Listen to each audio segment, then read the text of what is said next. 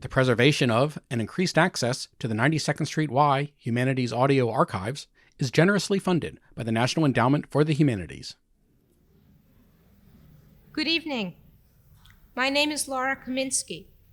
As Associate Education Director for the Humanities at the 92nd Street Y, it is my pleasure to welcome you to this fourth evening of The Shape of the City, Architects, Their Buildings, and Their Visions.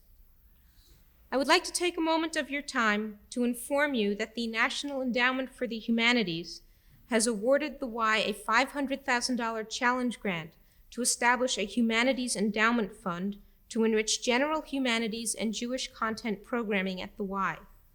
3 private dollars will be needed to match every government dollar. The Y is committed to building a $2.5 million endowment to support these programs. Your participation in this campaign is both invited and will be deeply appreciated. You have been provided an envelope which will make it quite easy for you to respond to this request. We hope you will join us in making certain that the high-quality programs that are now presented at the Y will endure. Many thanks. Regarding the format this evening, following the moderated conversation on stage, members of the audience will be able to submit written questions on the index cards which you received as you entered the hall. During the next hour, please write your questions on these cards and pass them to the center aisles, where ushers will collect them and bring them backstage for presentation. Paul Goldberger's guest this evening, Michael Graves, was born in Indianapolis in 1934. He received his architectural training at the University of Cincinnati and at Harvard. Currently, Mr. Graves is a Shermer Professor of Architecture at Princeton University, where he has taught since 1962. As a winner of the Prix de Rome, Mr. Graves studied at the American Academy in Rome in 1960. He is now president and trustee of the Academy's Society of Fellows. Mr. Graves is the winner of 12 Progressive Architecture Design Awards and 4 AIA Awards. He has also been awarded the Arnold W. Brunner Memorial Prize in Architecture by the American Academy and Institute of Arts and Letters. Mr. Graves' recent projects include the Portland Building, the Humana Corporate Headquarters Building, the Environmental Education Center at Liberty State Park, and the Cincinnati Symphony Summer Pavilion. He is currently the architect for the Whitney Museum of American Art, the Emory University Museum of Art and Archaeology, and the Newark Museum. We are honored to have Mr. Graves with us this evening. Ladies and gentlemen, please join me in welcoming our moderator, Paul Goldberger, and our guest, Michael Graves.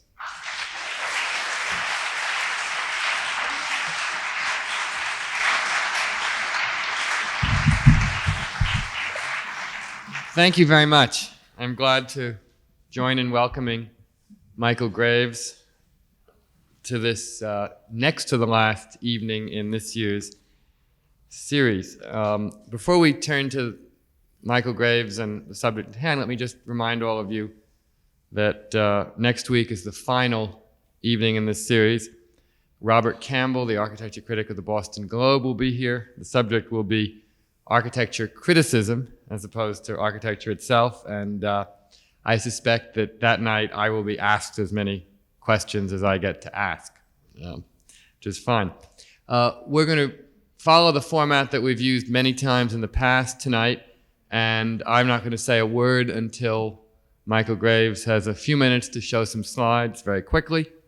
I'll try to keep in mind whatever the images are, and we'll return and discuss those buildings and others at more leisure after that introduction. So let me offer the floor to...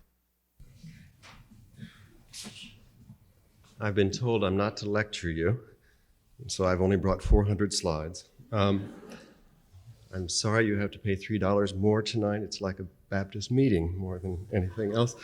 But maybe we'll have the first slide, and I'll just go rapidly and tell you what these things are and remind you that I did them. Am I supposed to do something? I'm very bad with machines. What? There's a man out there. Right.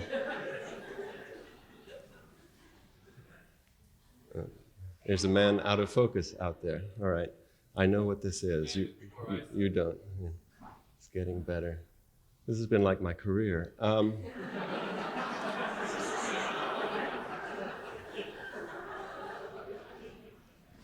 This is a house in New Jersey which never seems to get finished.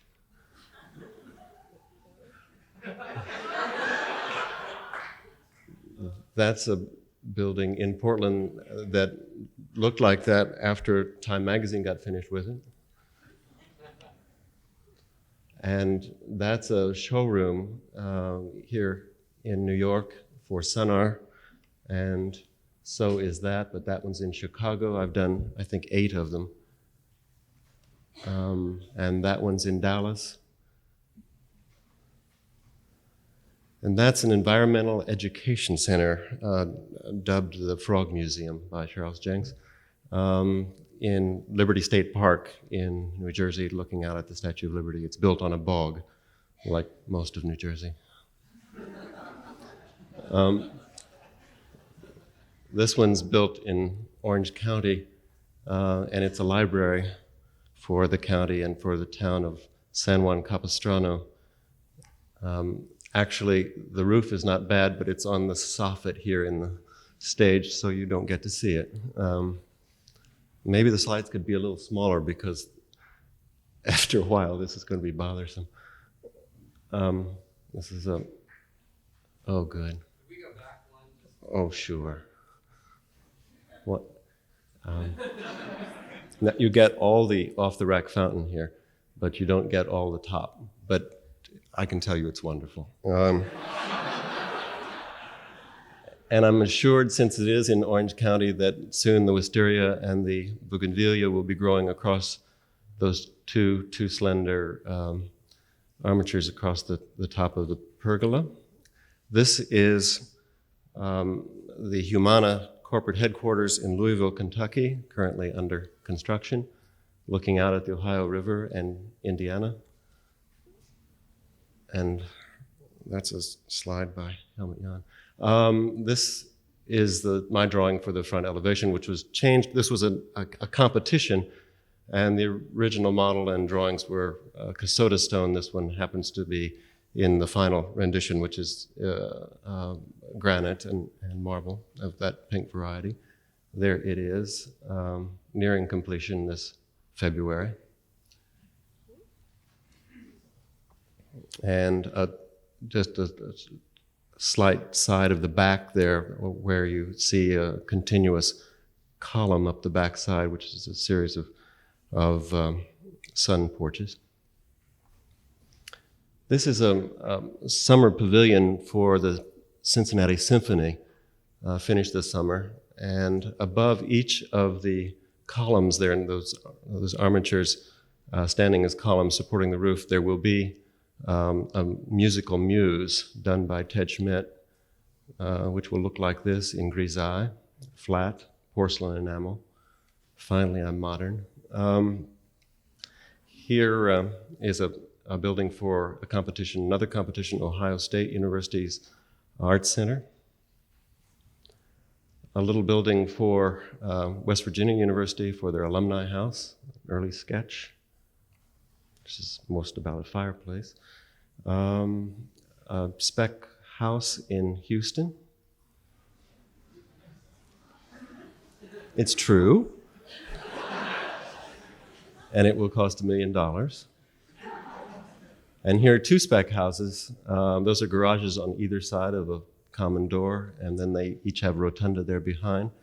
These are only $500,000 apiece. This is also in Texas. This is in a little town called McKinney, which is outside Dallas. It's a little farmhouse and studio and a garage for the BMW. I was worried that I hadn't gotten the character quite right, so I had to put this little doo-doo here on the left. Another house, I haven't done many houses, as some of you know, only 3 or 4, but we've gotten a rash of them lately. This isn't so much a house as it is a villa, very much like Hadrian built for himself. This is for a developer in Houston, in River Oaks, and I would explain all those rooms, but most of them are closets. So. This is the front elevation, and it's most of the county. This is another competition also in California for a winery called Domaine Clos Pegasus. And it is a new winery. There have been 150 new wineries in the last 3 years in California, but this one we've just won. The winery is down here, sort of in the center of the slide, and the owner's house is up on the knoll. And I will show you all. This is, you like it. I'm so pleased.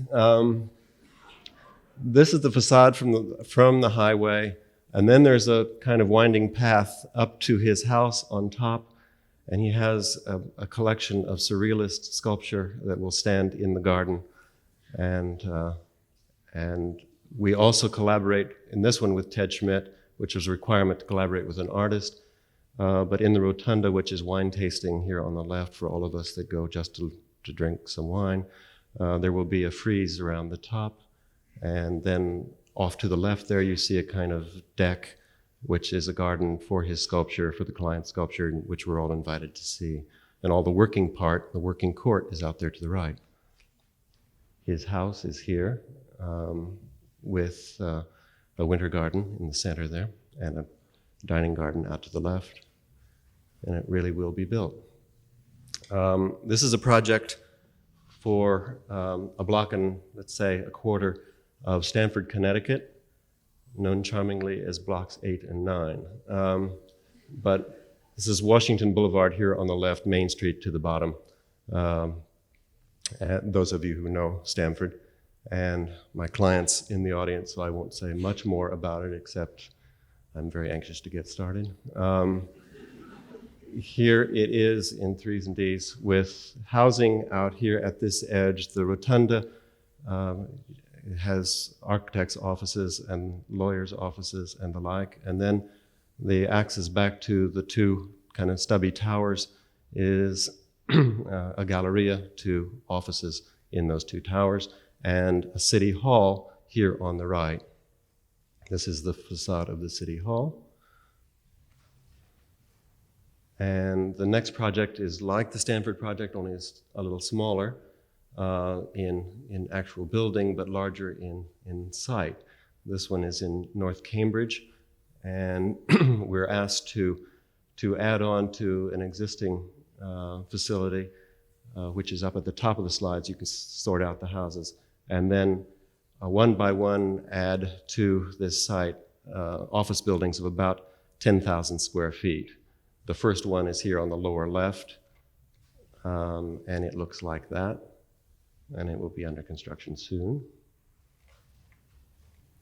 The next is also under construction, and it is here in New York, about to be finished. A shop on the facade of the Sherry Netherlands for Diane von Furstenberg. And she will open just in time for Christmas. And here's a section of Diane's shop, which is tiny beyond your imagination, but we've tried to make it look as big and commodious as possible, which you'll all get to see soon. Finishing with a few pieces of furniture that we've done in the last few years, things you've known and loved and can't afford, and a tea kettle for Alessi. Okay.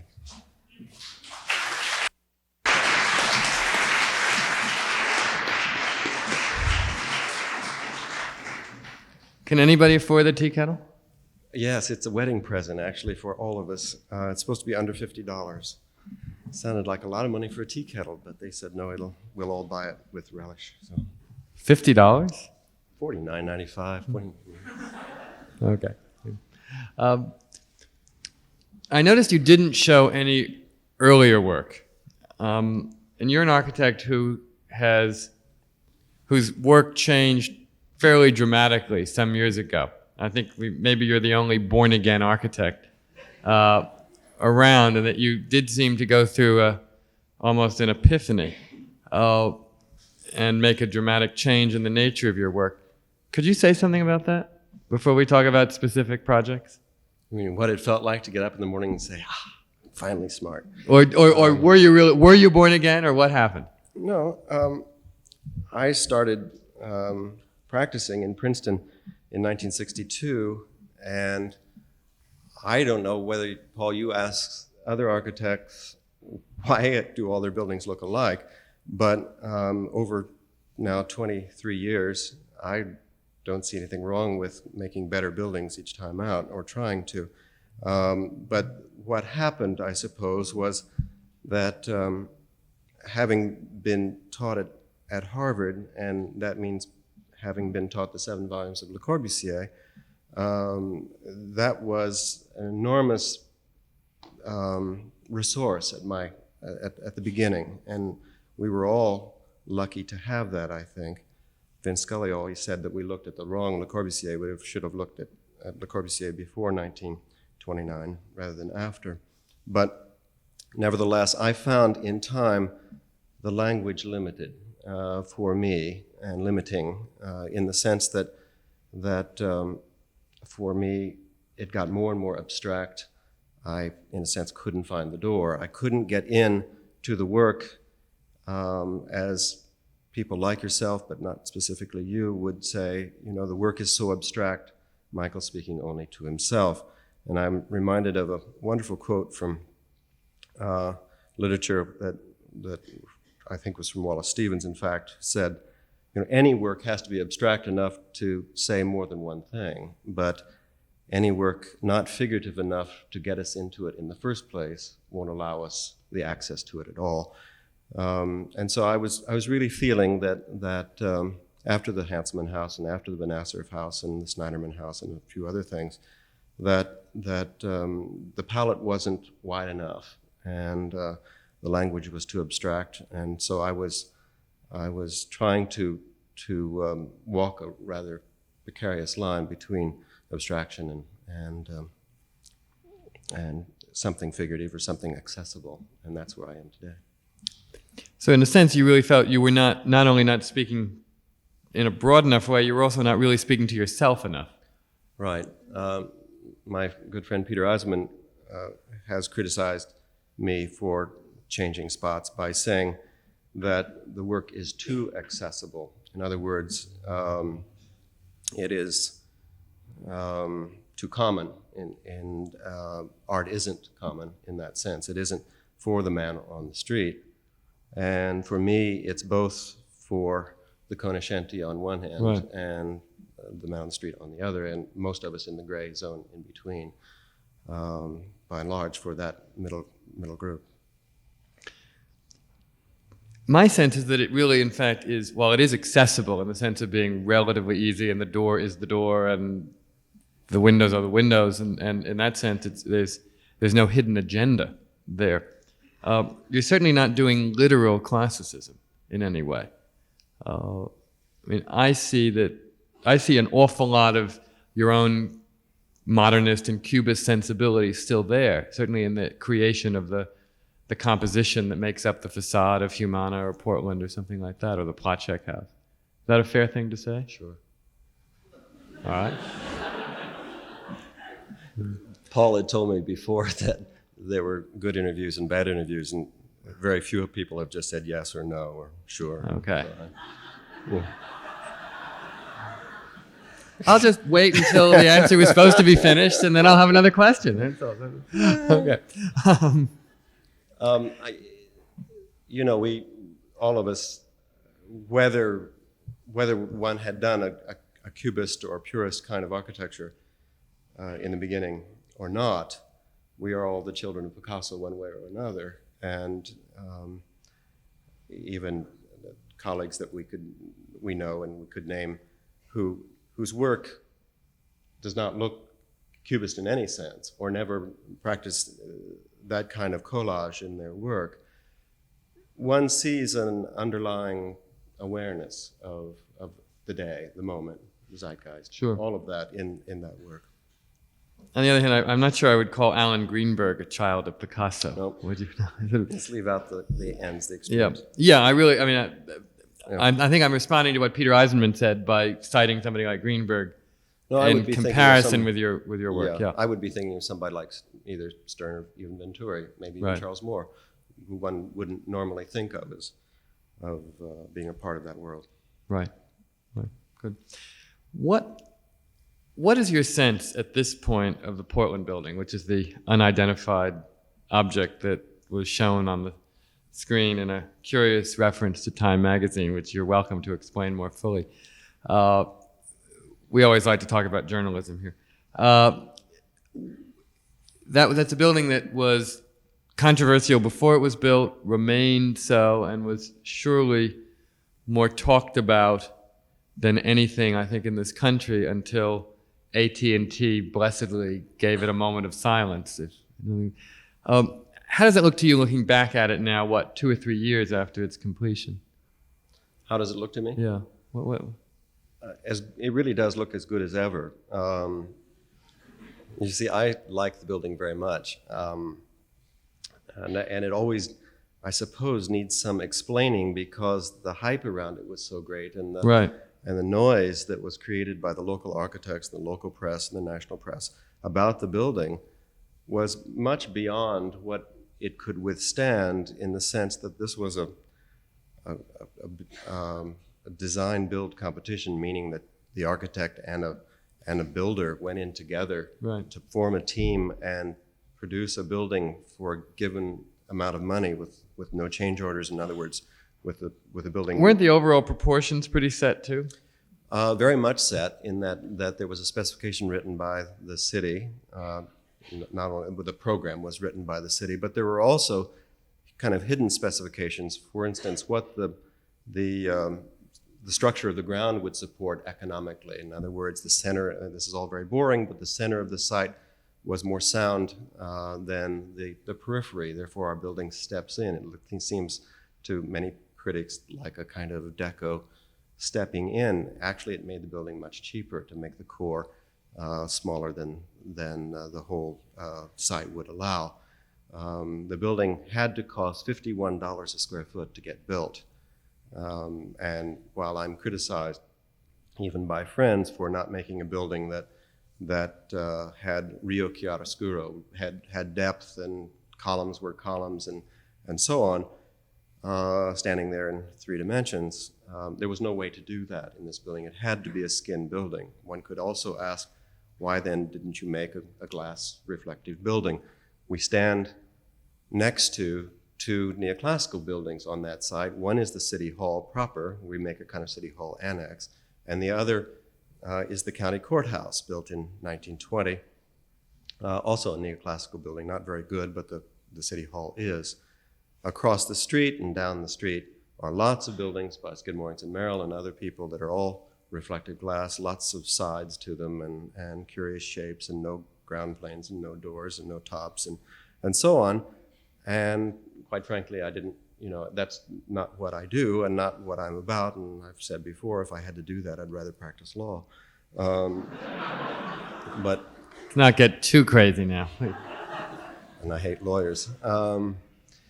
But it seemed that our context was one of the immediate, shall we say, function or attitude to the city government, and the other was my attitude toward the city today, and my attitude about those reflective glass towers. So in any event, we built a rather straight-laced building and then decorated it, and that's what upset I suppose the modernist so much, in that it became a moral issue. It was so obviously a decorated box, in other words, yeah. And I was called a carpetbagger. I was called a lot of names by people who should know better, and so on. But I'm happy to report today that Skidmore and Merrill's office, their new office, looks exactly across the street at my building, and all day long. And so, as they led the charge against me in Portland, they can suffer the view. But I love the building, and I quite frankly, if given a chance to do it again, wouldn't vary it very much. I don't think I've gotten a lot smarter since then in terms of the requirements for that program.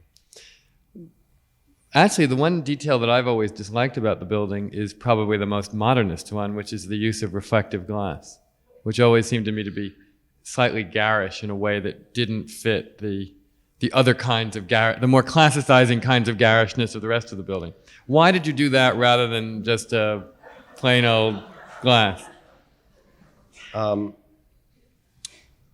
There was a problem of the scale of the big window. The big window, and I think this quite frankly falls flat, in that the big window was meant to be one of a hierarchy of windows that would suggest parts of the institution. And the big window was made reflective for a couple of reasons. One, that it was the centralized window. It was the kind of picture window to the garden on what's called the 4th Avenue side.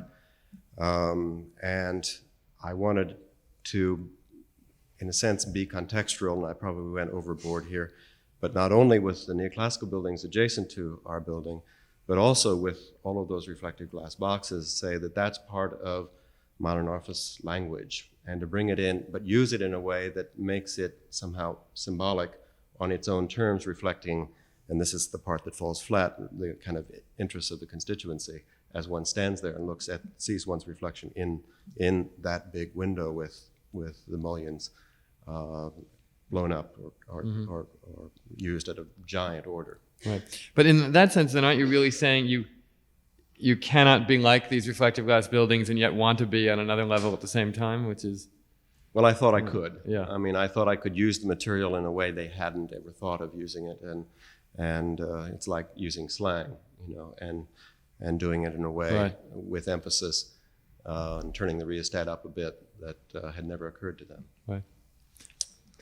What would you have done differently if the program had been exactly the same with all the limitations, be they wise or foolish, that it has, but the budget not so restricted, let's say 50% larger? Well, the budget for the Humana building is 100% larger. Right. What is $51 in Portland is 102 to 105 in Louisville. And in Louisville, the configuration is more complex.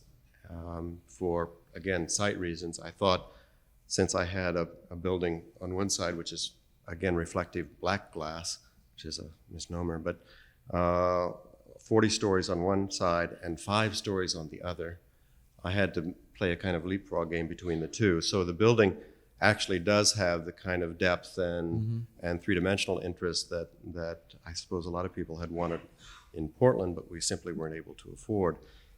That's one kind of thing I was able to do beyond simply using real materials, where much of Portland, and this also upset the modernists, is painted on like a good Pompeian painting would be. That's what I meant by classical. That's what I meant by classical garishness. Yeah, right. Where in Louisville, we actually lay it up with mortar, and that's marvelous. But if a client comes to the architect and says, "I've got X," and the next day he comes and says, "I've got Y," that's what you do. Sure. And because you don't have Y for the X client doesn't mean that you should discard that client or not do the project or cry in your beer. You simply do it, or you don't do it. But I mean, you simply are a part of that system that says this is the budget and stay within it. And we frankly wouldn't have built Portland if it had been a dollar over the budget. I mean, the mayor had said, keep your design and stay in the East if you can't come in on budget. And we were the only ones that did. And that's frankly the only reason we won the Portland building competition is because we were on budget and on time with our proposal. In fact, the time constraint was so great and so scary, frankly, for me, and I was really not making any money in those days, that if we didn't finish, to show you the seriousness of all this, if we didn't finish on time, I personally would have been responsible for $9,000 a day for overtime on the building. And the contractor's penalty would have been 4 times that. So we were finished 3 months early. Did you get $9,000 a day for 90 days? I got a pat on the back and a key to the city, but that's it. That's it. But I don't know whether I've answered the question, except in Louisville we get to use real stuff, and I make no excuses. Well, but do you think the modernist criticism is going to be less vehement in Louisville because you used real stuff? Or more intense because the building is so clearly lavish, serious, and monumental as a presence? Well, I think it's also, I think it won't be criticized as much by the modernists because look in what's happened in 3 or 4 years. Yeah, right. Since, not just since Portland and AT&T and other things, but life has changed a lot. And talk about changing one's spots.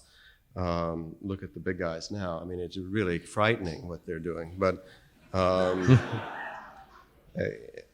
I think that time has quieted it Sure. more than anything else.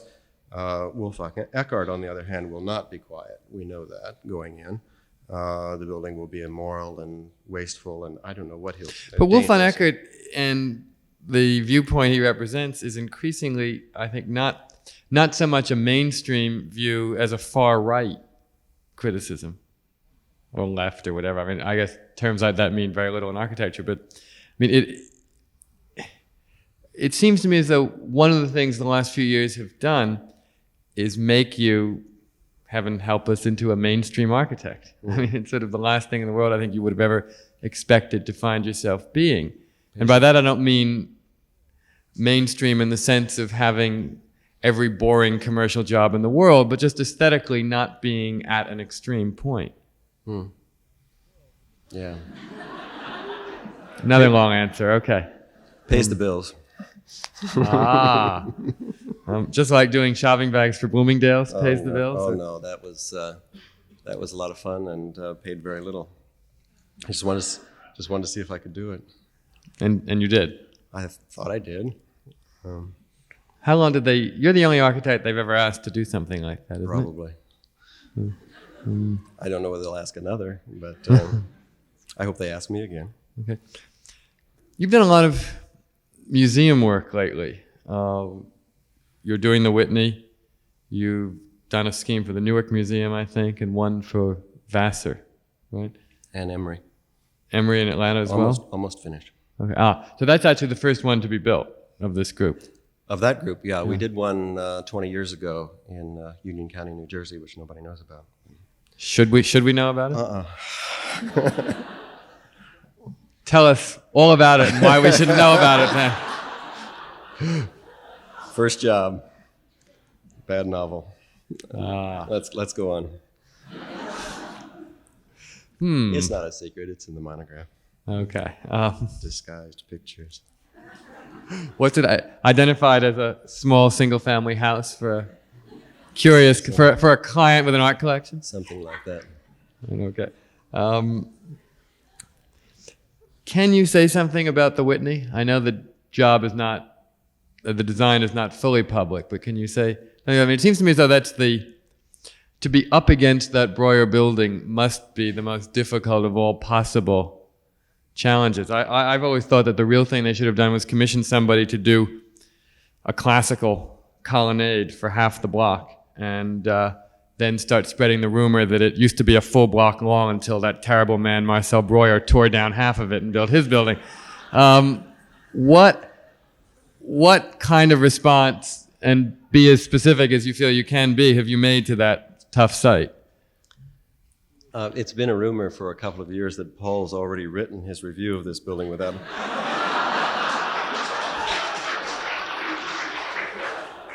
having seen it. He did say in a public forum once, I didn't attend, but of course the phone rang the next morning, that, God, I hope Michael isn't contextual in this spot. Well, you have to be both contextual in terms of the Upper East Side of Manhattan and certainly Madison Avenue and the small scale that exists in a lot of those buildings and the large scale or the large size of some of the hotels that exist on that street nearby. But at the same time, what you all know to be the Whitney is a building that today would not have a chance to be built on that street. No matter what either of us think of it. And if any of my Whitney clients are here, I'm certainly not going to say. But I suppose there are very few times that an architect is asked to add to a modern monument. And I have to tell you, just like tomorrow's election, that there are as many people out there that like it as dislike it, Right. No matter what the polls seem to indicate from our side of the stage. But there are a lot of people that like the Whitney Museum, and I have to say that I like parts of it. But the building is a big bear on that site, next to Neo-Greek brownstones, and it's a tough one. So it's a bit like the Humana building, where you've got a big burly guy on one side and delicate little pieces on the other. And we have to sort of be good neighbors to all of that, no matter what your review already says. And I would love more than anything to spend the whole evening showing you pictures of what we've done, which I'm really pleased with. And it isn't public yet because of the way it will be released. And you all know the politics of getting a building built in New York, especially in a landmark district. The Breuer building is not a landmark building, but the district is landmarked. So we have to go through the community boards and landmark.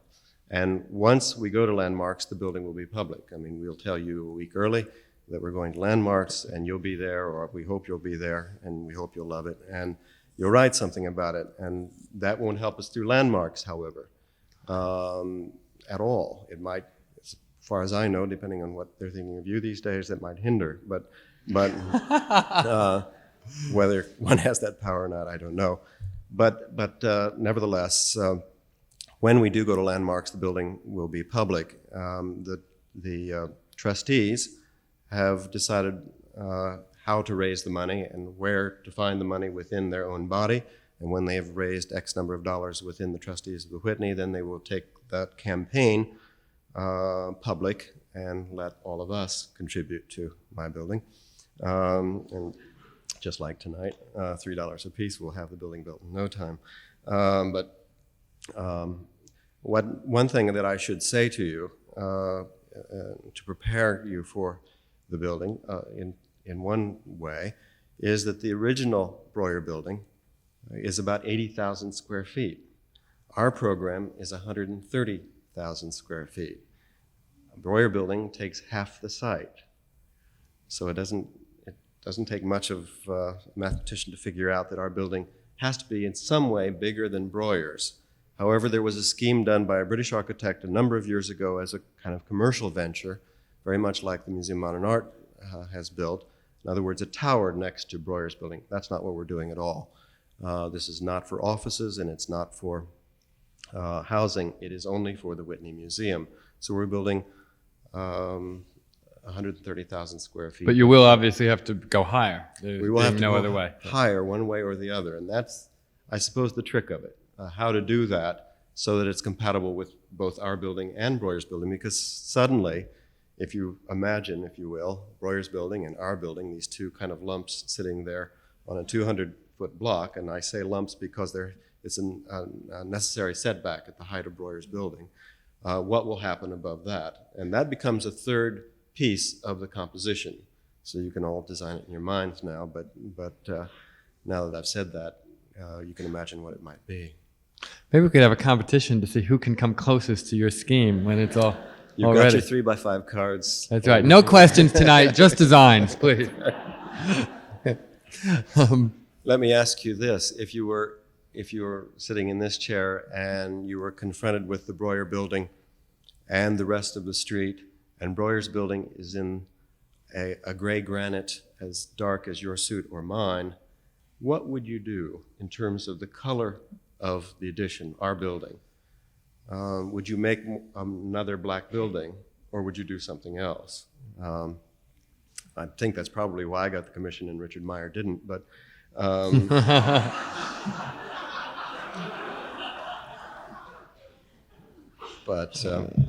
I have to struggle with that problem too, which is clearly an aesthetic one and has nothing to do with anything but a symbolic program and not a functional one. Well, a symbolic function, but that's it. So wish me well with that. Well, you've got the job, so. I got the job. I think I got the job by standing myself on the other side of the street and saying to the trustees or the building committee when they were trying to select an architect, when they asked me if I had anything more to say, and I think this was the third or fourth interview, and I said, the only thing I have to say now is that at this moment I don't have the job. And Brendan Gill smiled and said, it's true, you don't have the job yet. And under his breath, it was this knowing grin. And they said, well, do you have anything to say to us that would help you secure the commission? And I said, well, I could imagine standing across the street if I were a housewife from Iowa, looking at the building 5 years from now and wondering, as I speak to my friend who's come along with me from Des Moines, and the dilemma as we look across Madison Avenue, and she says to me, Grace, which is the Whitney now, the left or the right, uptown or down? And Brendan got the point that it couldn't be the old and the new, or Breuer and Graves, or Breuer and Meyer, or anybody else, but it had to be the Whitney, and to find a way to make that institution one whole thing. One whole thing. And that seemed to help. Clearly. Why does the housewife come from Des Moines? Since you come from Indianapolis, does the Midwest have any great symbolism there? Yeah, probably. Oh, this is so corny, I don't even want to talk about it. Probably has to do with why I've stayed in Princeton for 23 years. Lots of pressure to come to New York, lots of pressure to go other places. Los Angeles 10 years ago, Houston 12 years ago, but I didn't go. And one was my academic ties to the university, but the other was probably interest on my part, and this is the corny part of living on the ground. And I like it very much. I live a block from my office, and my house stands between the university and my office, and they're both walkable. And there's a garden about the size of this terrace here, and I imagine that has had a part in my not wanting to live in the air, and my not wanting to deal with crosstown traffic, and my not wanting to do anything but what I do here, which is to come into functions like this in the theater and to meetings now, as we've got 5 projects in New York, and deal with New York on its own terms, I suppose, but always racing back to a place that certainly isn't like the Midwest, but is like the ground or the landscape that I came from. And I don't know what that is, but it's a difficult one for me to answer. Well, Princeton is a very unusual place. It is certainly not like the rest of New Jersey, but it is not like most places in my. Aren't you from New Jersey? Shh. Not from Princeton. No. Richard Meyer is, and Peter Eisenman is. Everyone's from New Jersey. That's the secret in everyone's past. It's true. But you've also been very lucky in that you've kind of had it both ways, and that you were perceived as a New York architect. In Princeton being, once you get to Texas, it really doesn't matter whether you live in Princeton or in Manhattan. It's sort of all the same. Well, it is absolutely true, whether one likes it or not, and you only figure this out very late in life, that being close to you guys is an advantage.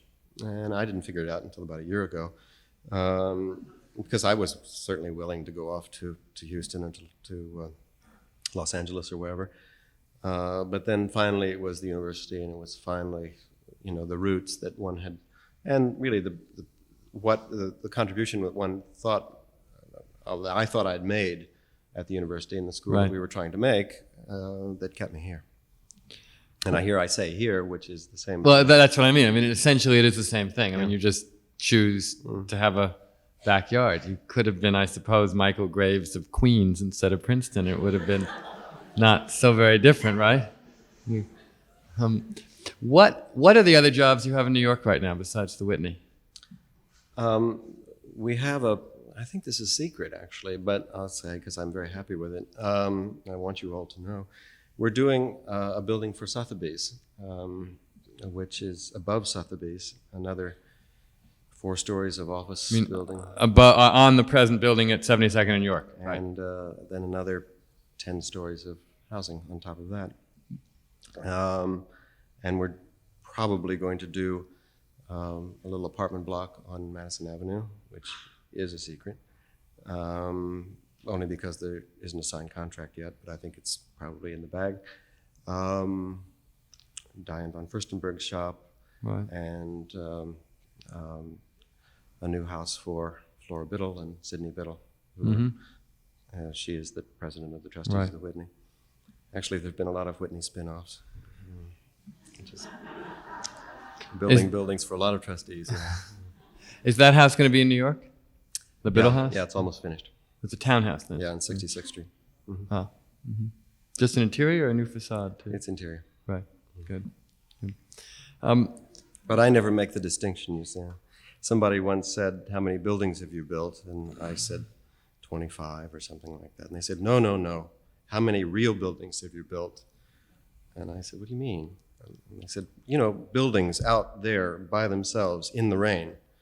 And I said, you mean buildings not attached to other buildings, which is a very Midwestern kind of thought. And That rules out almost anything in New York, actually. yeah, it does. I said that, you mean I can't count the Whitney? Right. And that stopped them dead. So, Right.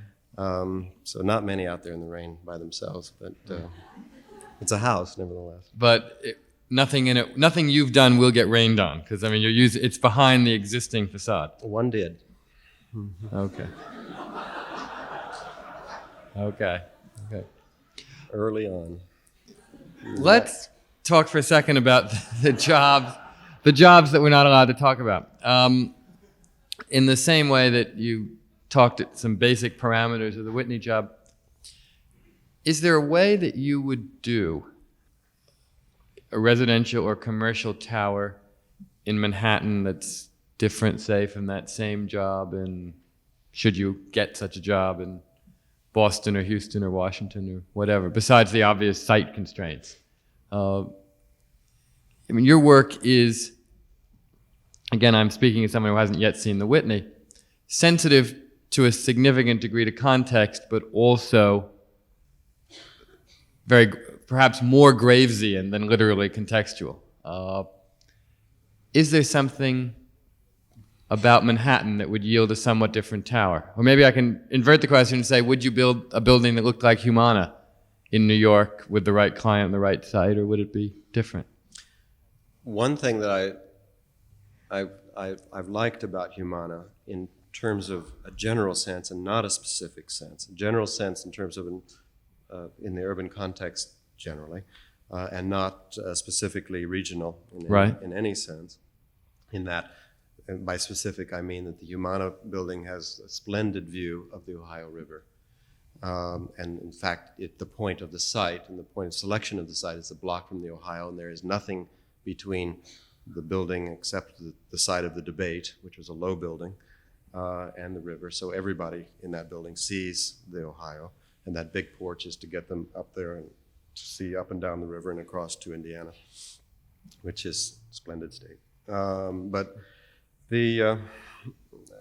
that part of it I think of as specific. What is general about, perhaps boring, but to some of you, but what I like about that building in terms of a general context in many places that we find ourselves building is that there is a low context. And you're thinking of Madison Avenue, where there is, in the 70s, a very low order. And even in buildings like the Carlyle, you're not aware of its enormity because of the scale of the front doors, of the shops, of the setbacks, and so on. But in Humana, we have made a facade of building that is about 10 stories high. its loggia is about 5 stories high. And in fact, the little storefronts that are along that street, which is now preserved Main Street, of cast iron, wonderful cast iron turn of the century storefronts, are about the same size as our opening. So I mean, we go from this, not this commercial 19th century scale, to the loggia, which is accessible to the underside of this kind of waterfall that's in the loggia, which is a place for brown bagging and lunching and so on, to a few stories on top of that, which is a terrace for offices that look out to it, a sculpture terrace where, I mean, the client is a great collector of modern art, and therefore his Henry Moores and Caros and others will be out there on that terrace. And then the building rises with its shaft behind it. And it's not really a tower in the way I use that word, tower being similar on all 4 sides. This is a bit of an extrusion, as it is it's a plane, like a slab, but it has a configuration which is similar on 2 ends and similar on the 2 faces, the 2 main faces, one looking back at the city, the other looking at the river. And for that reason, how the building moves up to be kind of good neighbors with the little stuff, and how it rises behind that and a good distance behind that to be compatible with the towers, and quite frankly, the building mechanisms of today and office buildings today, I think is quite okay. So in that general sense, I could imagine using a similar kind of configuration for some sites in Manhattan. In fact, I've wanted to write the president of General Motors, I don't know who that is, a letter and say, I would love, you have a wonderful site that's being unused in New York, and I'd like to build a pavilion in front of the GM building that would be about 8-10 stories tall. They can put the cars in it if they want, and everybody can see the Buicks going around and around, or they can do whatever they want to, but it would put the street back between the Sherry Netherlands. And once again enclose the plaza, sure. And once you've done that, and he said, yes, that's a great idea, and we can make lots of money, and it won't be an arboretum, and it won't be a winter garden, it will just be a building, then you could go on to tougher sites like the Seagram site, or most of 6th Avenue, or much of Park Avenue. And you can move down the street and put the street back. It'd be fabulous, What's wrong with the Seagram site? Well, it's all that stuff out there in front where they have to put John Chamberlain, John Chamberlain looked kind of nice there, don't you think? I like the stuff in the street better, but I have this problem with modern art. I would rather have a building there. I would rather have AT&T there. Well, that got me off the hook. Thank you, Dad. No, I just think most of those plazas, as you do too, are very empty. I think most of them are unspeakable, although... That's the best of them, so you've got to get the big guys before you go after the little fish, right? Okay. Yeah. It doesn't do any good to go after 6th Avenue if you haven't done Seagram. There's actually a chance that the General Motors building could happen, but not for a while. Not for a while. No, they don't. Well, I think they won't budge at the moment, but they've effectively given up control of that building, and they control of what building? The GM building. Oh yes. Yeah. Who should I write? I'll tell you later. I'll tell you after. No, the biggest. As you know, there's a corner on Madison Avenue just up the street from the AT&T building. That there's another site that just needs a little bottom, doesn't it? It's the biggest cantilever in all of Christendom. So I mean, there's a place there for. I thought there was going to be a competition to find a column for that. Well, if the columns, if it could be a building, that would be better than a column. Could you get a whole building there? Do you suppose the architect told the chairman of IBM what it cost to make that shadow? I doubt it. We all saw that steel going up, but that's the moral modern architect. I think it was only $5 million, I was told. $5 million that's for that? Not much for a... A couple of typewriters. Yeah, that's right, just a few typewriters. But, how will you, when you do your GM building pavilion, how will you deal with the white marble of the rest of the building? Well, probably with coins on the corners of the building. Going all the way up? Oh, okay. Okay. Let's turn to some questions.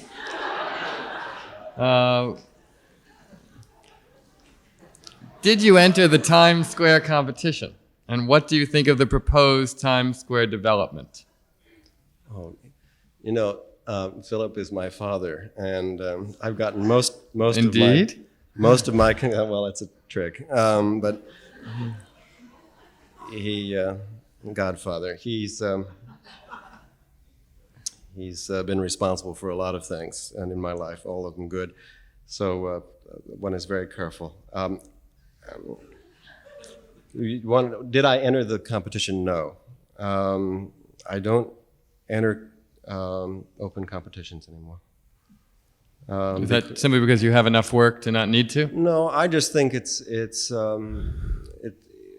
you know, in times of depression, economic depression, I think it's a very good thing for all of us to do when there is no building.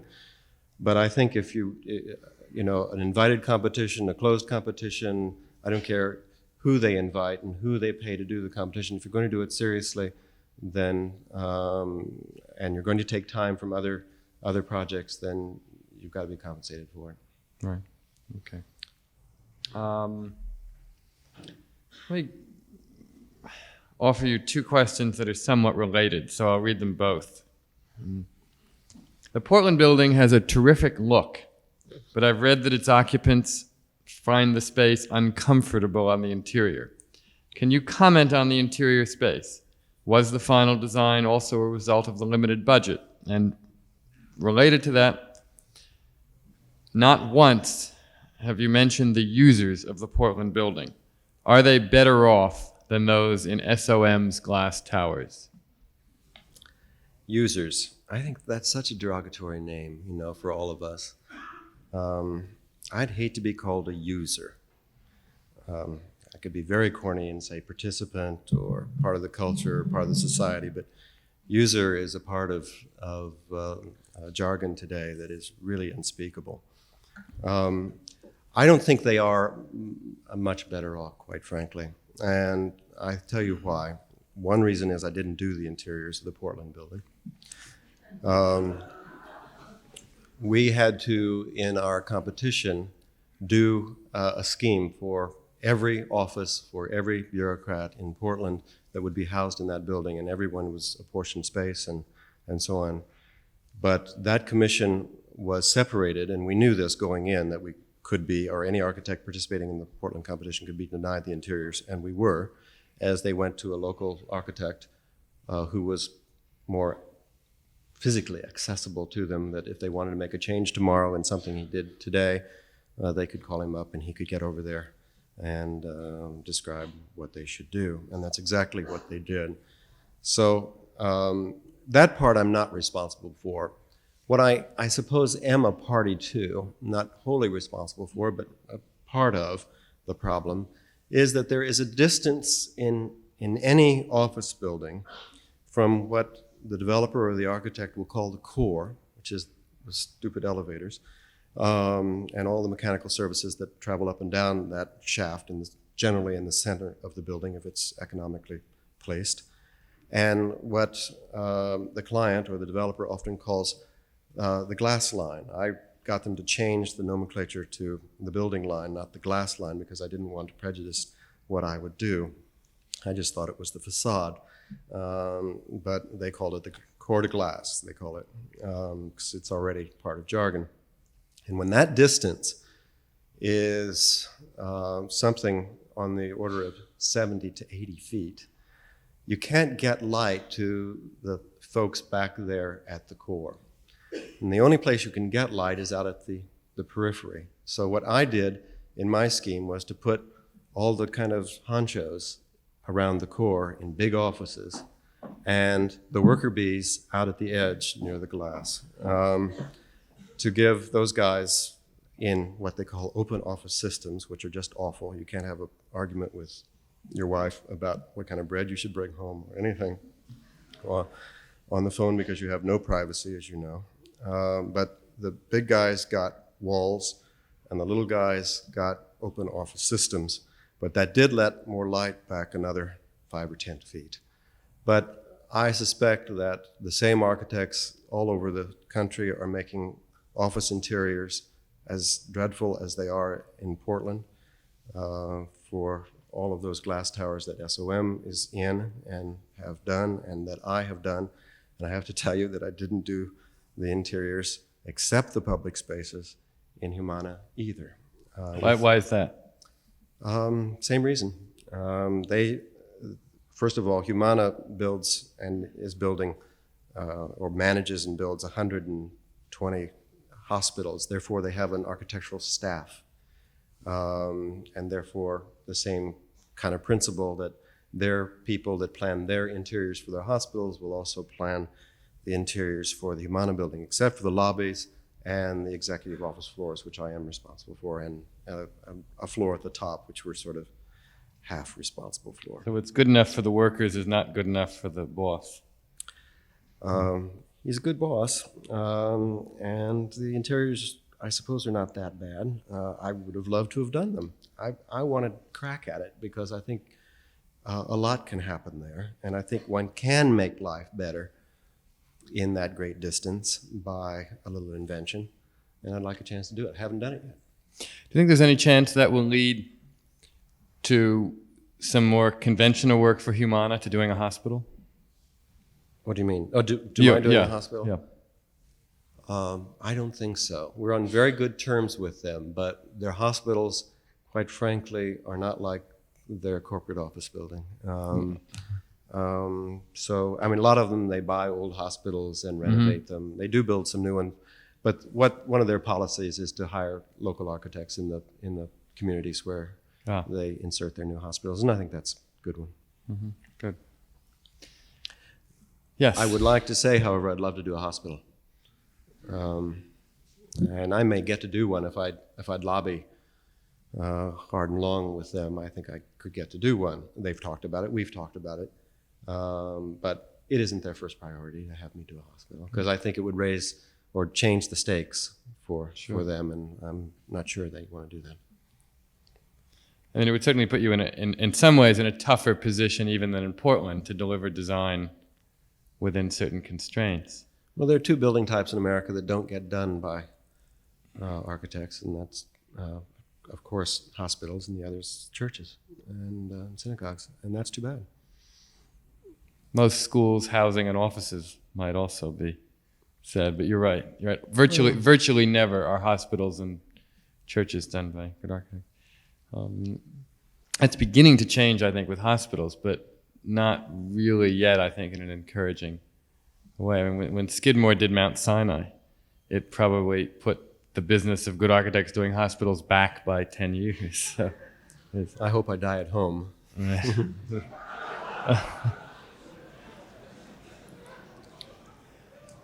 Would you please comment on the role or the responsibility of being today's cult hero architect? Clearly, you are the Pied Piper or the Peter Pan of today's budding architects. And also, as a designer of almost everything, when can we see a line of Michael Graves sheets? Do you care to comment at all? You may pass on any of these if you wish. I once had a friend who said you can design anything but sheets. And then the sheet man called and said, how about doing some sheets like Pratesi for us? And quite frankly, I thought it was really, I didn't see anything wrong with it. We haven't done them yet, but we're going to. And I think it's, I can't wait. And I find no problem with that at all. I would find problems with other things, I suppose, this like, and chocolates and stuff. But though we did do costumes for Bob Joffrey and Laura Dean, and that was great fun, and I hope they ask me again. But I don't know how to answer that. Sure. The phone rings more often. I wish I were single.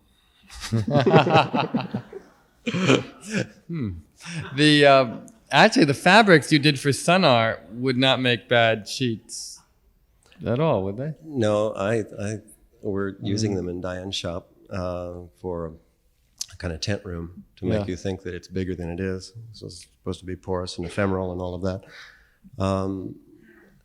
I don't own any of those drapes. I should, I suppose. But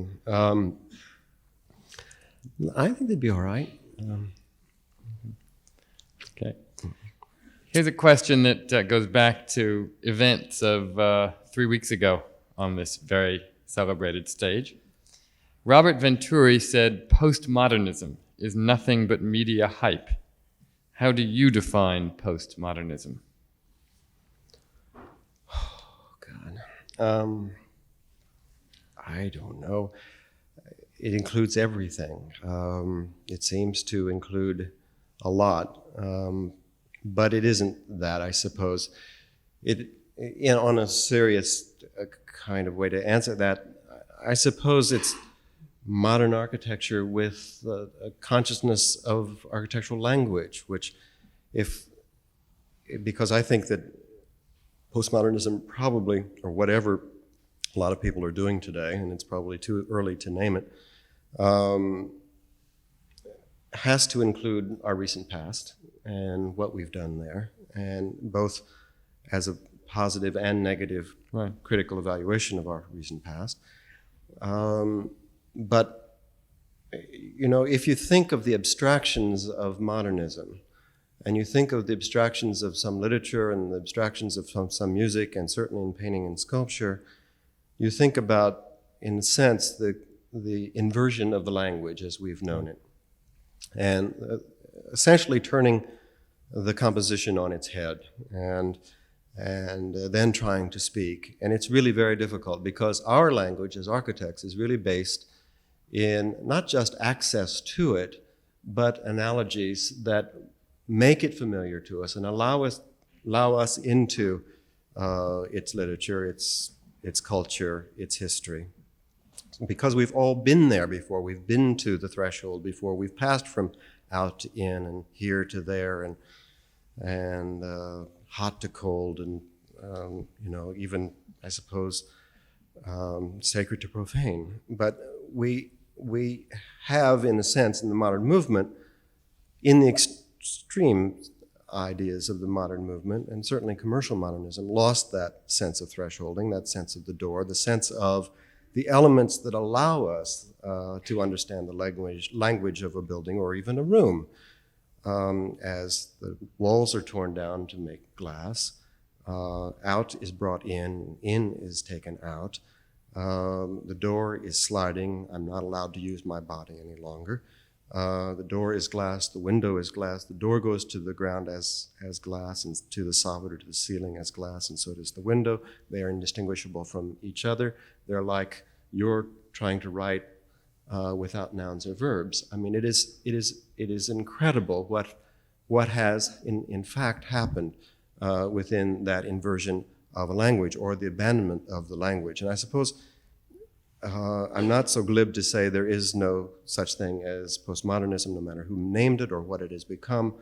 I would say that whatever a lot of us are doing today is I suppose, an attempt to not look back, but simply to restore the language, to say, all right, we had a grand and glorious 4,000 or 5,000 years of doors, windows, walls, ceilings, and floors, and what they meant, and the meaning they could give us, and the character they could give a room, whether it's this room or that room, whether it's that kind of light or that kind of light.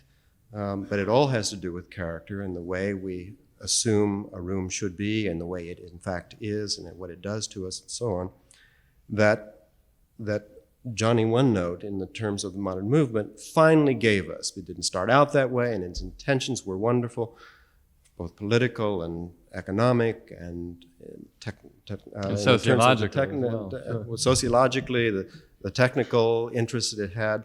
But finally what we end up with is 6th Avenue and the way it's built. And again, I don't want to be a part of it, and I don't think I am a part of it, and therefore one is simply trying to reestablish a language.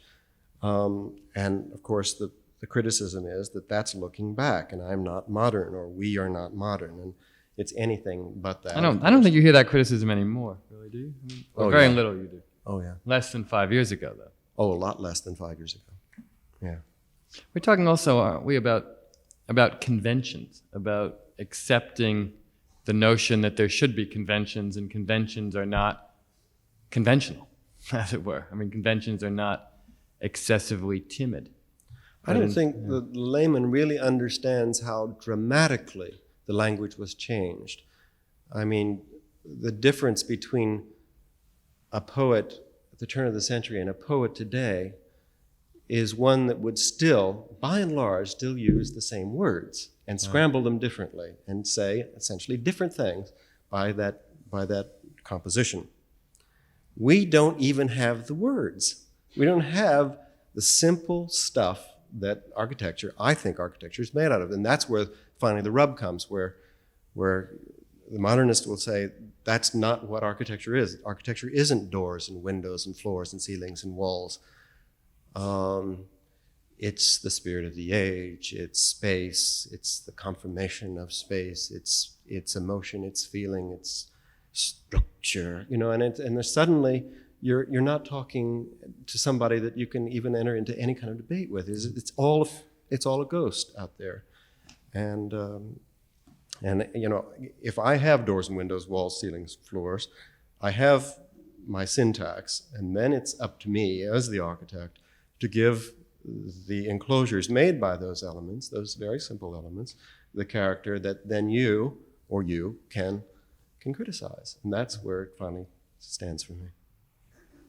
Good. Landmarks preservation, air rights, and so forth are issues of great concern in New York City.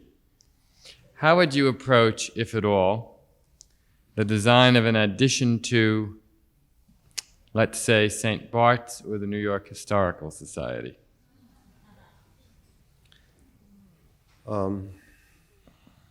I wish there were a mechanism that everybody could come out a winner in St. Bart's. I think it's probably a more a legal planning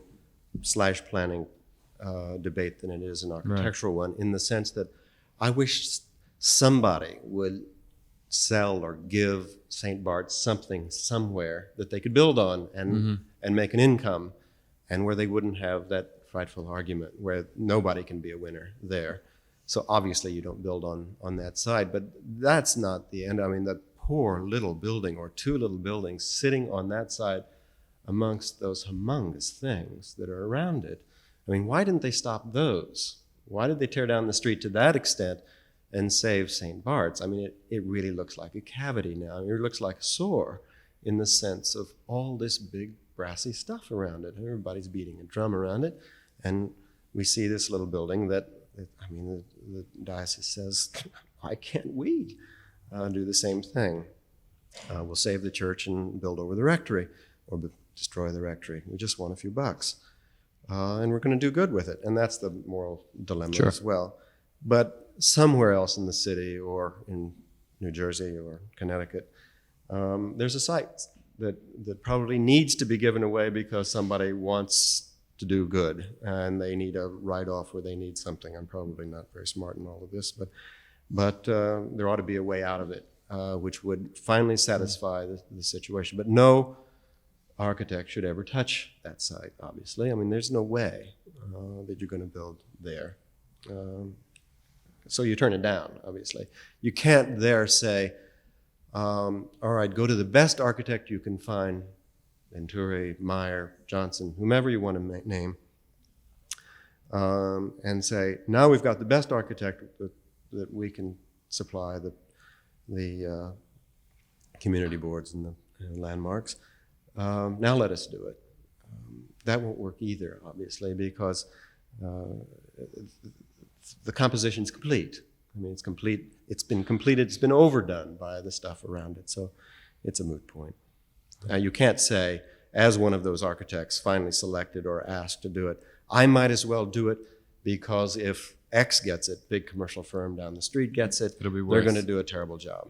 Well, that was the argument Breuer used to use about doing the Grand Central building, which was an argument I think that had moral cowardice at its base. Actually.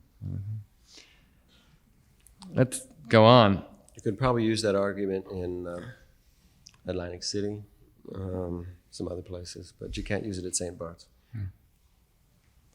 Having received numerous commissions in the last few years, what kind of project in what city do you most desire?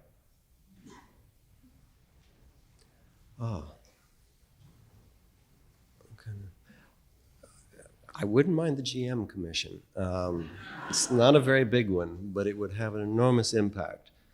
To do a car or to do a building? No.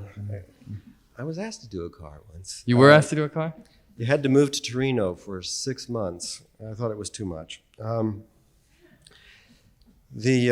suppose one of the commissions I'd like to have is to try to convince a developer not to build tall, and to try to get somebody to do a study of New York to see what the overall height of New York is. I think it's about 4 stories. It is. Something like that. It's very low. I mean, that has been studied. 3.5, 4 stories. Take all the parking lots and all the little guys and put them together with the ones that are too tall and see what they make, and they make Siena. All right. If that's true, then we could make districts. And we would then have within districts presumably housing and schools and offices and commercial and culture and all the good stuff that makes cities. In other words, the way London is put together in little cities. And they, like the Village and Soho and Upper and Lower and everything else, all of those things would come together at junction points and have their own kinds of traditions, etc.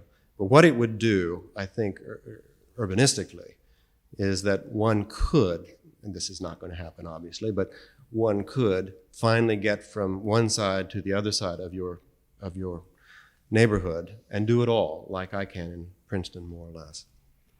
And that for me would be marvelous. And therefore, it would be great to get a developer or a client like the Humana folks, or even as we have in part done in Stamford, to get the tall guy turned over on its side.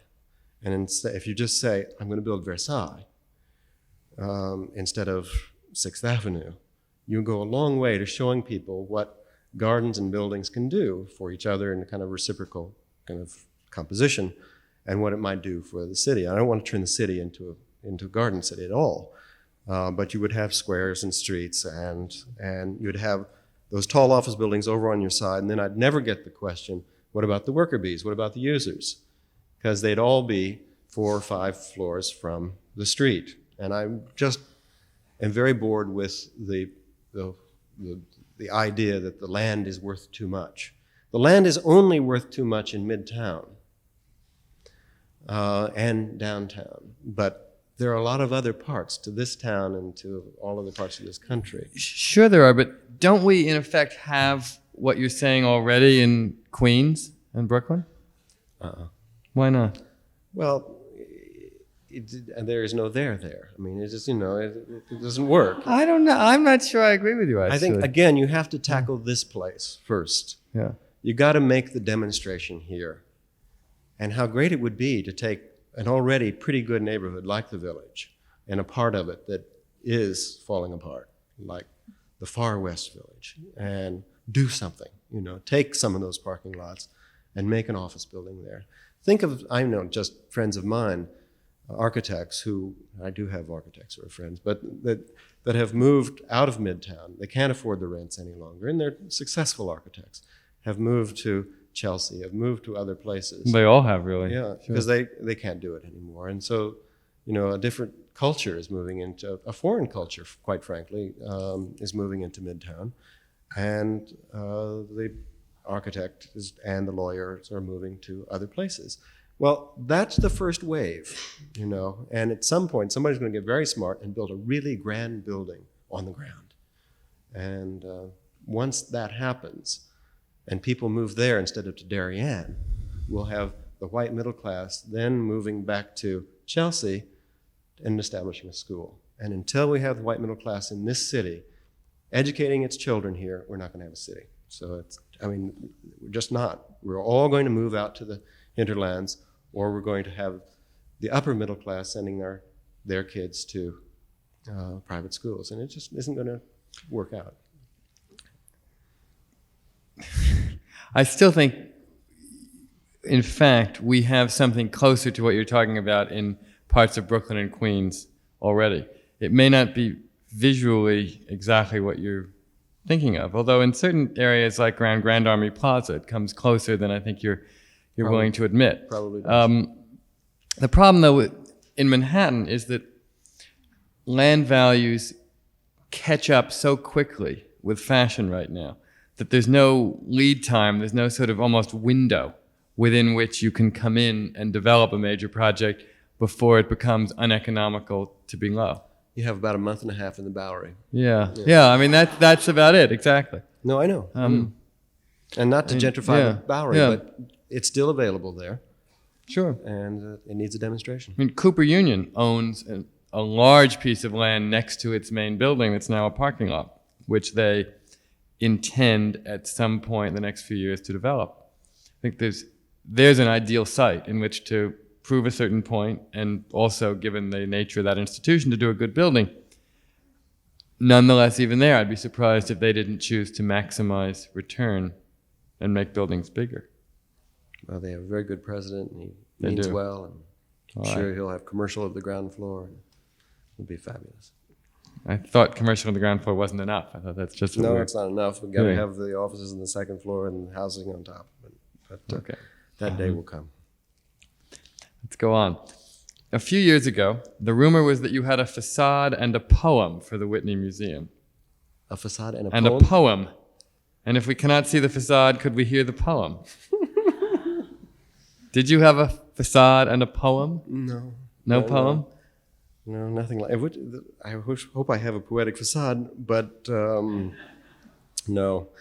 No, we struggled with a plan for about a year and a half, working with the staff and the building committee, and then we ventured out to both the National Committee, and which is a rather large group of kind of junior trustees of the Whitney, and then the trustees themselves, and got all of their comments, and went back to the drawing boards for a while, and then showed them the face of the building. But it was interesting that it wasn't long after the plans had been described and criticized that they really wanted to see what the building looked like. Right. And it's curious that we had been struggling for so long to make the kind of knit between the two organizations, Boyer's Composition and ours, work as the Whitney institution. Not that we had forgotten the facade. I had done lots of drawings by that time. It's just that I thought they'd be more interested in the way the thing would work, function. But they wanted to They're see what just it like looked anybody else. Sure. They wanted to see what they were paying for. Speaking of the Whitney, we received a question in the form of a postcard. And the postcard is addressed to Mrs. Sue Williams, 34 Wayne Street, Des Moines, Iowa. And it says, "Dear Sue, you just won't believe what I visited. A museum that's a whole block long. And it's mostly underground. And we do have one submission to our competition, which you may describe if you want." It's done by an architect. I have a friend in the audience tonight who I thought might have done this, but it's clearly, you just can't make lines cross like that and not be an architect, so this is an architect.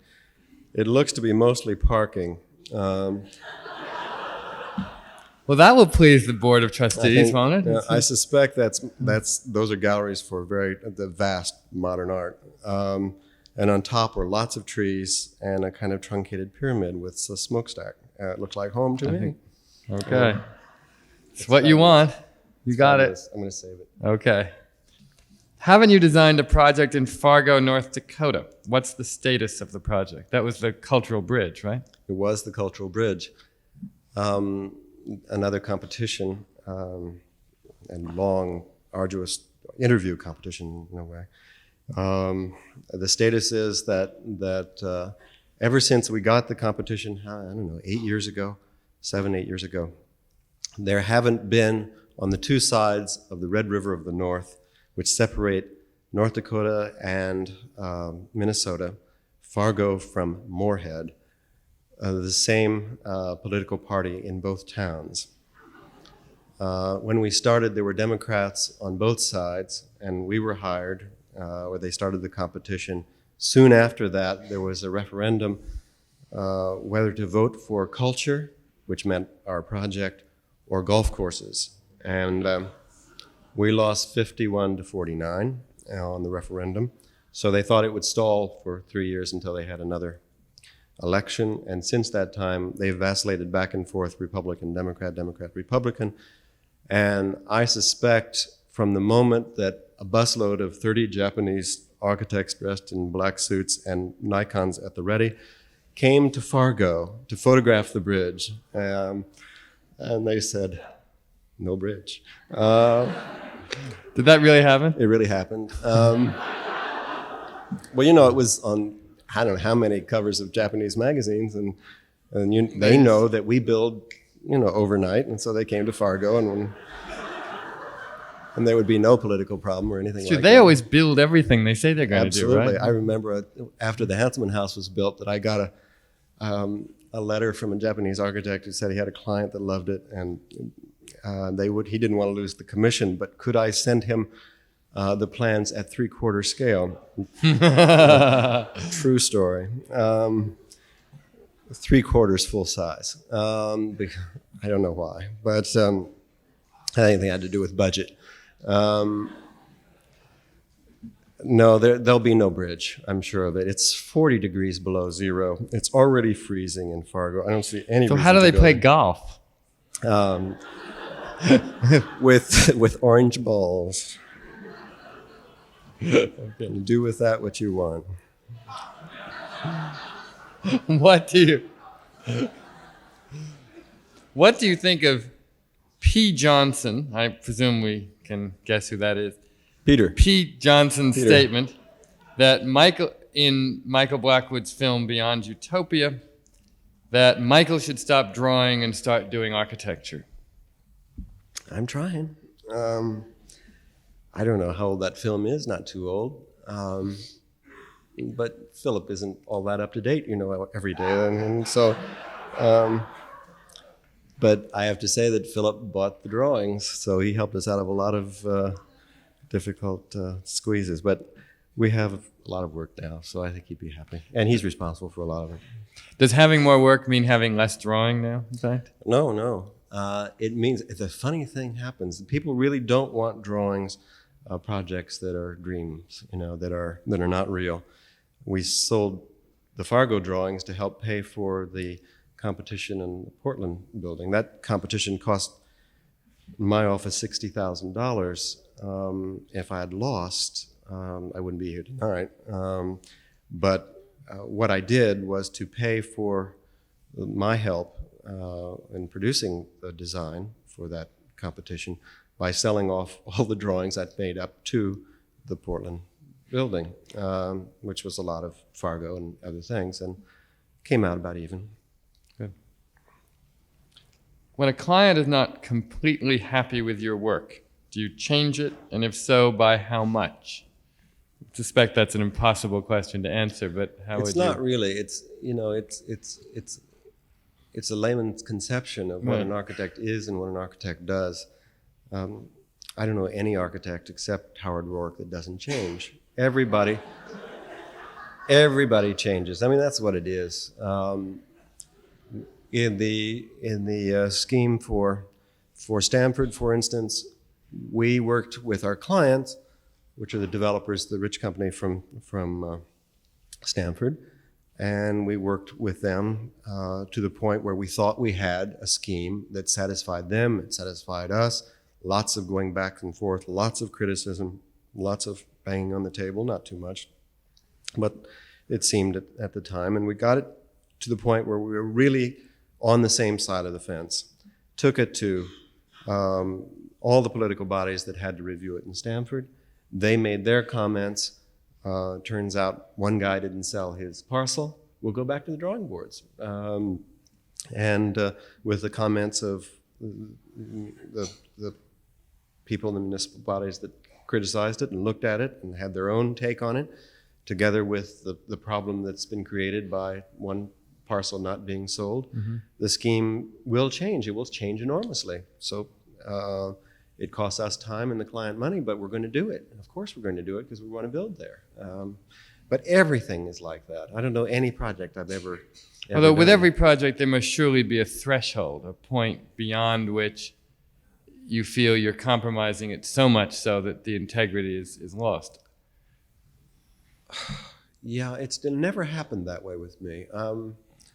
I suppose because I think of it as part of the kind of Right. inventive process of what you do, that first of all, they wouldn't have come to you in the first place if you... They if didn't you basically like your work. I mean, early on in one's life as an architect, that can happen, obviously, because you get commissions by being the next door neighbor's son, or you get the commission by the Old Boy Network or the Young Boys Network or something, but you don't get the work based on former work when you haven't done much.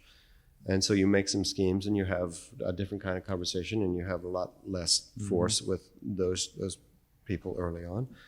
But, it sounds, again, corny, but I guess I'm my toughest client because I'm harder on myself than any client's ever been with me to try to get it right. I try to put myself in your shoes and my own shoes and looking at anything. And finally, when I show something to a client, it's worked. It's worked to the point where I have a pretty good chance of success. I only have one client now that refuses to change anything. I've never had that before in my life. I should have brought the pictures. Maybe I did. I think I showed a couple of townhouses in Houston where I have a marvelous client, completely off-the-wall client, a developer who says, we're going to make these spec houses any way you want to make them. And I made schemes for the first few and tunneled down to Houston. And I said, okay, JR, here they are. You think I'm kidding. Put them on his desk, and I said, here they are. What do you think? And he had asked a couple of local architects in to look at them, and they went ooh and ah, as they were younger than I was and not competitive. And he looked at it and he said, I don't want to see these. I said, what do you mean you don't want to see these? Go back home and draw them up. All I want you to do is build these things. Don't make any changes. Do them the way you want to do them. I said, what about cost? I don't care. Do them. And about a week later, I got a call from somebody. He put a sign up on the site, in the house by Little Moi, and I got a call from somebody that said, I've been looking at that site for a very long time, and I understand you're designing a house for the site, and I'm a prospective client. Could I call your developer, or could I talk to you about doing a house for me on that site? We can work together. And I said, well, that's dandy. Let me call JR and see what he thinks about this arrangement. I called him up and I said, it worked, JR. I put the name out there and we sold a site. And he said, what are you talking about? And he said, I said, well, I got a call and they want to buy the site from you. And he said, I don't want to sell them the site. I said, why? He said, you're my client.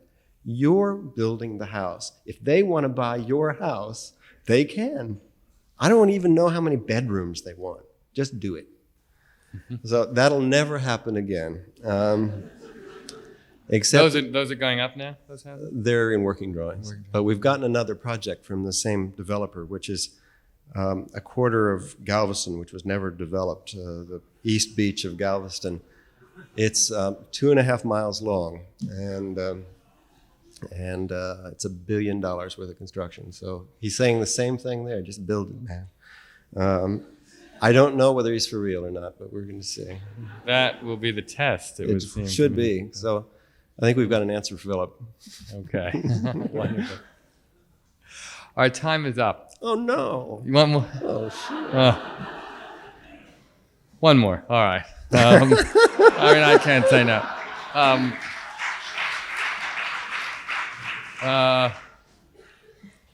You'll regret having asked for this. I've heard it said in architectural circles that some of your construction has the consistency of cheese. Sure you want to go on? Would you comment on the conflict, if it exists as you see it, between aesthetics, design, enduring structures, and cost control? Ugh. I'm called in my office Gran Formaggio.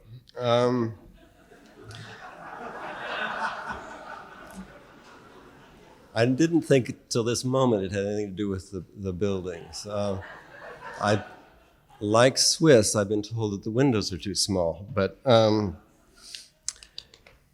what can one say? It's a moral question, all of that. I'd even forgotten it.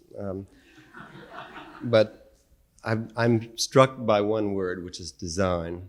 And I don't know quite, you could help me with this, how the English language works that way. But design has to do with sign, and D has to do with the elimination of, does it not, of the sign.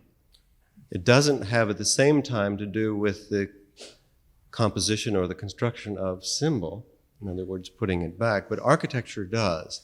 And so it's easy to separate architecture on one hand, which has texture in it, which is tect and all the construction stuff, and archi on the other hand, which is the arch and the door and the portal, which is all quite wonderful and magnificent, as against design, which is really what we've been doing for the last 60, 80 years, taking the symbols out of architecture and producing a redundant symbol, taking most of the humanistic symbols out, those that are born out of an anthropomorphic relationship or an analogous relationship with the landscape or with the materials of the construction or whatever, and putting back a symbol not of the craft that built the building in the first place, as it has for 4,000 or 5,000 years, as said earlier, but finally putting back a symbol or substituting a symbol which is, for me, redundant, because our buildings now look like the thing that built them, the machines that built them. No longer does it look like us in any kind of classical anthropomorphic similarity / anthropomorphic classical. But they look like machines. And so for me, that is a design. I mean, we have now designed the building, but we haven't made architecture. So what we're trying to do is not look back to the past and not screw around with design, but try to make architecture that has both that kind of technique or making the craft and the portal. Okay? Wonderful. Thank you very much. Thanks for listening. For more information on the 92nd Street Y, New York, and all of our programs, please visit us at 92ny.org.